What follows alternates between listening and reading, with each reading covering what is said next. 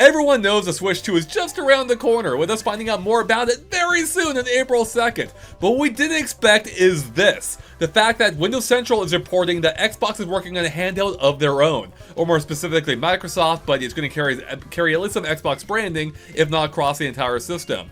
So what they're reporting is that this is going to be coming out this year. A brand new handheld for Microsoft coming out in the same year that's going to be focused on the handheld gaming. Now, it doesn't explicitly say that it will have a hybrid portion or a hybrid functionality, but I'd be shocked if it doesn't, assuming the rest of this is true. So, interestingly though, Microsoft will not be making it themselves, but they're working closely with a manufacturer to make this happen. They're also reporting that it will support multiple storefronts, including even Steam, on top of the Microsoft Store and PCs in the PC version of Game Pass, which is pretty exciting. I think actually a pretty smart move, because I was trying to think how Microsoft could possibly make a handheld that's really appealing, considering they're having trouble in the console space and they don't have a whole lot in the way of exclusives these days.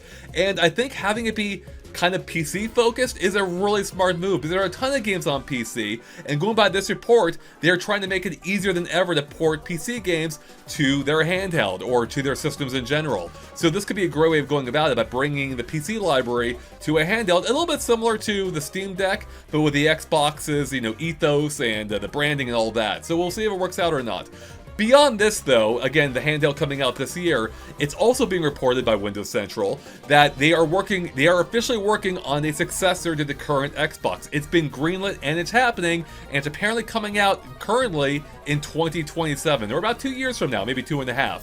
So that's kind of exciting too, because a lot of people were fearful that Microsoft might be exiting the console space, given all the the poor sales for Xbox compared to the other systems, the fact that they've been doing more cross-platform releases. But it seems like Microsoft is still going full bore ahead with a handheld successor and a proper console successor that's a successor to the Series X. It will be more powerful. So yeah, this is all kind of wild stuff, everyone. So it seems like Microsoft is still in the game. I think ultimately this is a really good thing. I think the best thing in general is competition for all these console manufacturers, and having a third party there is good. It's only good for everyone.